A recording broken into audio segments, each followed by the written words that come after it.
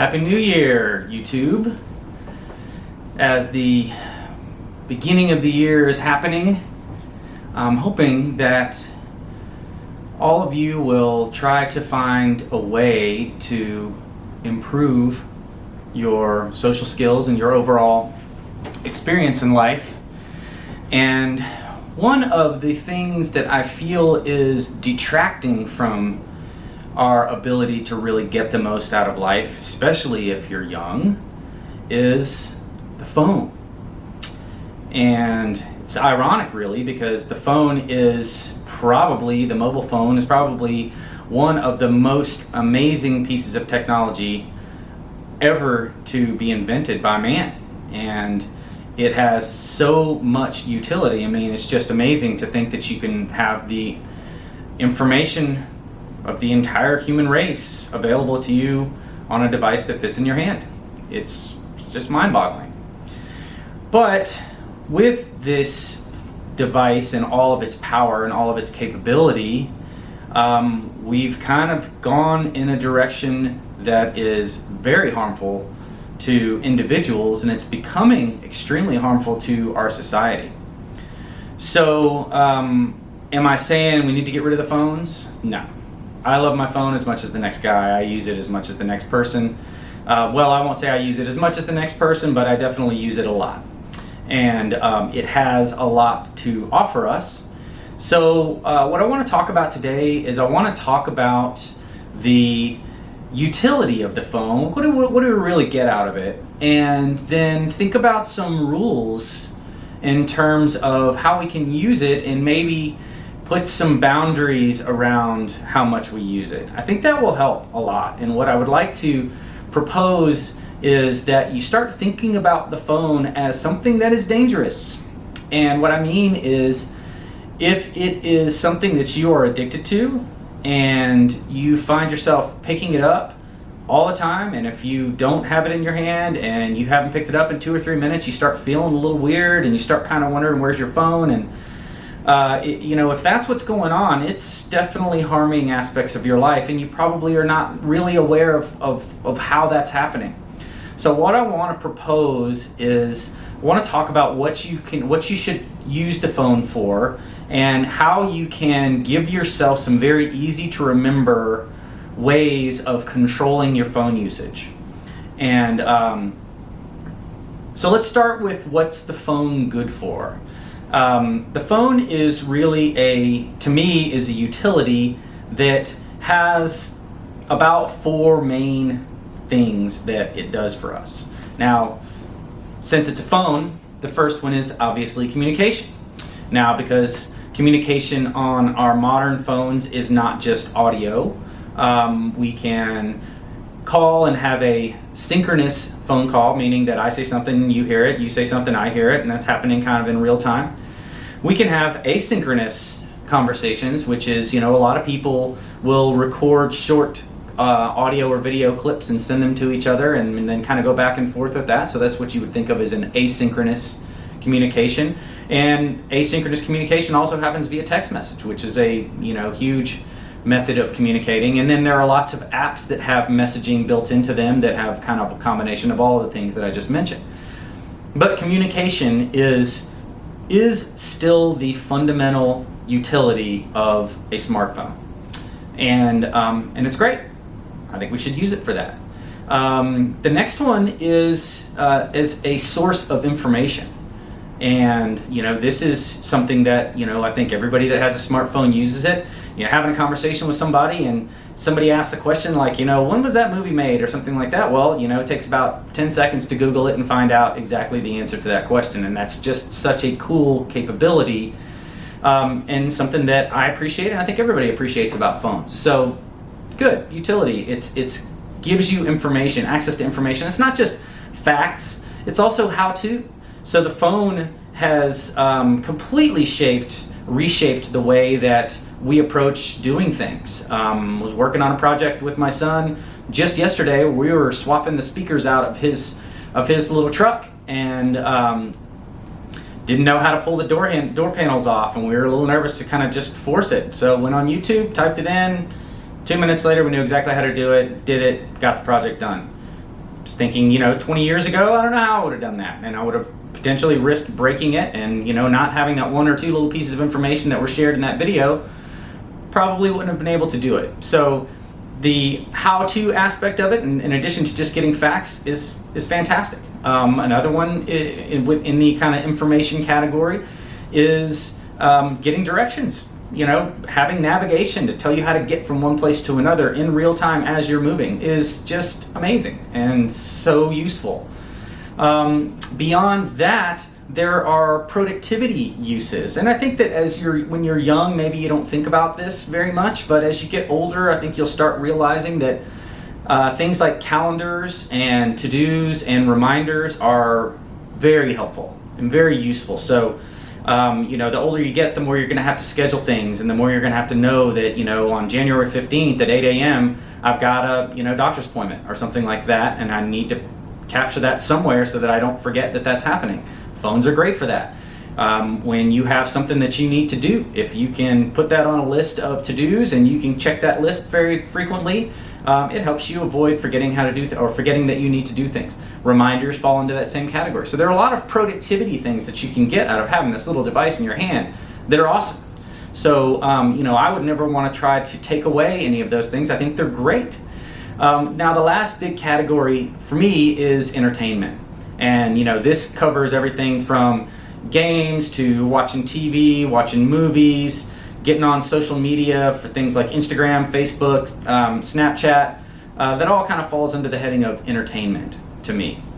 This is where things start to go sideways, is when you are spending a lot of time on the entertainment side of it at the expense of other things that are more important for your life. So let's talk about that a little bit. Now, I also just let me clarify here, I do realize that apps like Snapchat kind of span across a couple of these things, because I know that my kids use Snapchat as a communication tool. It's how they coordinate and communicate between each other to, meet up and do things. So it's not just, looking at people's stories and things like that. There is, so beyond the entertainment value, there is a communication value of it too. So I don't come at this from an absolutist perspective and saying you should only have these apps on your phone. No, I really look at it like, let's talk about the utility. What specific aspect of the phone's utility are you plugged into at any given moment? If you focus on it like that, it makes it very easy to come up with a set of rules so that you can keep the phone from running and ruining your life. So let's talk about what's the big rule, because it's not complicated. Okay, the big rule is that prioritize in-person interactions above any virtual interaction. Okay, now there are going to be exceptions. I'm going to talk about that in a minute, but I want to go into this a little bit more. The bottom line, as I have mentioned in all these previous videos, is that human interactions, talking to someone in real life, is better for you than talking with someone in any kind of virtual situation. So texting back and forth with someone is not as powerful as having a face-to-face conversation with someone. Talking to someone on the phone is not as powerful as having a face-to-face conversation. And the reason is because humans communicate a lot between one another non-verbally. So a lot of our body language, and a lot of it is not even body language, a lot of it is there are actual chemicals, pheromones, things that are being communicated back and forth between human beings that we still don't fully understand, but they have an impact on how we are perceiving things and how other people are perceiving us. Those things are good for us, okay? And I'm going to spend a lot more time this year really diving into what I mean by good for us. But just take me at this one idea, which is human interaction is 10 times, at least 10 times more valuable than any kind of virtual interaction. Okay, so you got to buy that idea before in order for any of this other stuff to make sense, or for you to buy into any of this other stuff as far as rules with your phone or anything like that. If you don't buy that idea that human interaction is more important and will do more for your life, then the rest of this stuff isn't going to make any sense to you, and you're not going to get it. It's not going to be useful to you. But I'm assuming that you believe me when I say that human interactions are better for your life and better for what you want to get out of life than the virtual interactions. That said, in real life situations are more important than virtual situations when it comes to your phone. All right, so what does this mean? It means that if you are in a room with one other person and it's somebody that and you're sitting, let's say you're in the kitchen and one of your friends is making a sandwich and you're sitting at the bar next to them in the kitchen while they're making a sandwich. You should not be on your phone, because you are face to face, or you are in the same space as another human being. You should be interacting with that other human being. The phone should be a secondary priority. It should not be the thing that you're doing. If you find yourself reaching for your phone, I want you to go back to the utilities that I just listed. So let me give you some of the exceptions, some of the reasons why it would be okay to be on your phone. Number one, logistics. So if you're hanging with that person, they're in the kitchen making a sandwich and you're just kind of sitting there, but you are trying to coordinate getting picked up by your mom, or you're trying to coordinate meeting up with somebody, or you've got a study group that you're trying to figure out where you guys are going to meet or something like that, then of course it's okay for you to be on your phone. But it is important and useful to set expectations with the human beings that you are present with. It is useful for you to say, hey, I'm still trying to work out, where we're going to do this study group tonight and stuff like that, so I may be on my phone for a second, but, it's just to do that. If you and all of your friends and all the people that you spend time with, if you all agree on these rules of dealing with the phone, then you will have to set those expectations so that they'll know that you're not violating the rule. So the rule is IRL interactions, real life interactions, are more important than virtual interactions. So if you are with human beings, you are not on your phone. It's that simple. Another related exception is if you get a phone call from somebody or a text message from somebody that's very hard for you to get in touch with. I have friends that are, that live in kind of multiple places, and sometimes it can be really difficult to get time to speak with them on the phone. So if I'm hanging out with my family and this person comes up on my phone, I'm probably going to take that call because it's hard for me to talk with them. But I've set the expectation with the people that know me that, if this person calls, I'm probably going to step off and take the call. And when the call comes up, I'll hold my phone up and show them, and then they know, oh, okay, yeah, he's going to take that call. But if it's another call, if it's something else, if I don't recognize the number or something like that, I'm sending it to voicemail. I'm not taking the call. I'm not prioritizing something that is not present with me over the people that I'm with. And another one is related to that, which is work. So if something comes up for work or something like that you need to deal with, well, deal with that and set expectations around that as well. So, if I come home from work one day and I go, I got some stuff going on, I may end up having to get on the phone with somebody, or I may end up getting a couple of emails that I've got to respond to. Again, set the expectations. Once you set the expectations that, hey, I might have to be on my phone, then people know that you're not violating the rule. But everybody has agreed that the rule is the rule, and we're all living by it, which is real life is more important than virtual. Whatever is going on in the room that you're in with other human beings is more important than whatever's going on your phone, except for exceptions. Okay, so this all kind of makes sense, but then you start thinking about things like Instagram.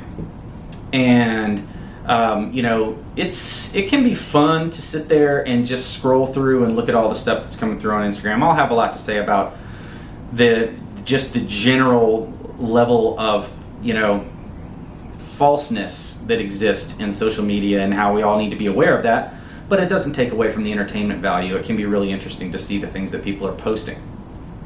But the way I look at it is I treat it kind of like I would treat a magazine.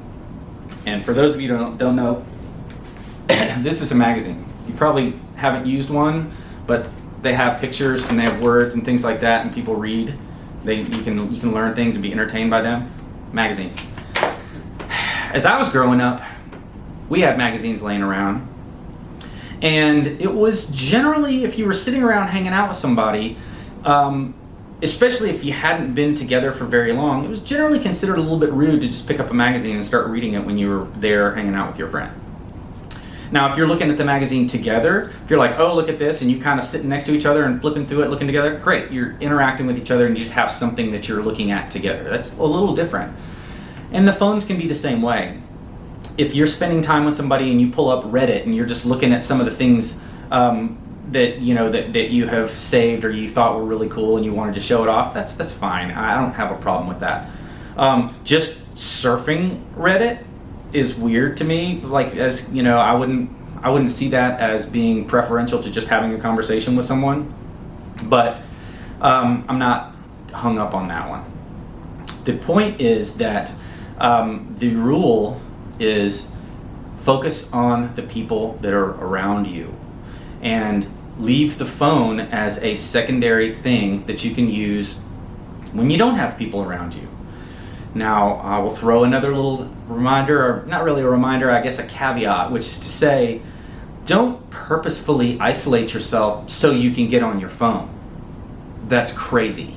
But people do it, no question, people do it, but prioritize being around human beings. Make that a priority, make it important, and let other people know that you're doing that. Let other people know that you've adopted a policy of your phone is a secondary thing. It is not the most important thing. It is not something that you're going to reach for at any given time when you're sitting around with people. Okay, so from a rules perspective, I think I've kind of beat that horse to death. But let's talk about how do you live with this? So what I do with my sons is if we're hanging out and I see one of them on the phone, I'll look at him and be like, what's going on your phone? And what I'm asking is, which of the exceptions to the phone rule is in play right now that justifies the fact that you're on the phone instead of interacting? 9 times out of 10, they'll say, oh, nothing, and put the phone down. And the reason that they picked it up and grabbed it is because they're addicted to it, and because they just kind of feel the need to be on the phone. But the reality is that when you put it in the context of which of the exceptions to the phone rule is happening right now that gives you a good reason to be on the phone as opposed to just hanging out, when you start training your brain to think like that, and when you do it together, everybody does it as a group, it can be a very powerful way to control this device and keep it from having too much power over you. It is a very useful thing, but it can ruin your life because it will take you away from interacting with other human beings. It will cause you to get hung up and focused on virtual stuff that is not real and is not benefiting you at all. And your time is your most important asset, and you will waste lots and lots and lots of it. So take control of your phone, okay? Recognize what it's good for. Don't let yourself spend a lot of time on it for stuff that's not useful to you. Now, am I saying, never surf Instagram? No, I'm not saying that. A funny thing a guy said to me back when the first iPhone ever came out, he was kind of joking, because I didn't have one yet, and he was one of the first guys that I knew that got one, and I asked him, I was like, so what's it like? He's like, man, it's so cool, there's so much stuff you can do on it. He's like, you'll never go to the bathroom alone again. And I laughed and thought that was a really funny thing to say, but it's so true, which is that people go to the bathroom, they take their phone in there, and so fine, it's appropriate for a lot of situations for you to just use the entertainment aspect of it. And I'm not saying don't ever do that, but what I'm saying is do it in situations where there isn't a human interaction alternative. So if the human interaction alternative is there, do that. Believe me, it's better for you on so many levels. And I'm going to spend more time talking about specifically how it's better for you, because a lot of it is kind of physiological, and most people don't realize that. So we're going to spend some time talking about that. So I hope that this has been useful. I want you to think about the phone as something that has utility in your life, but it is something that is dangerous. Okay? So let me know whether this rule is useful to you. Try to apply it. Try to share it with your friends. Get everybody together and say, hey, let's just see how this goes and see what it does for us. I think that you will find that it will make your life better. Okay, Happy New Year.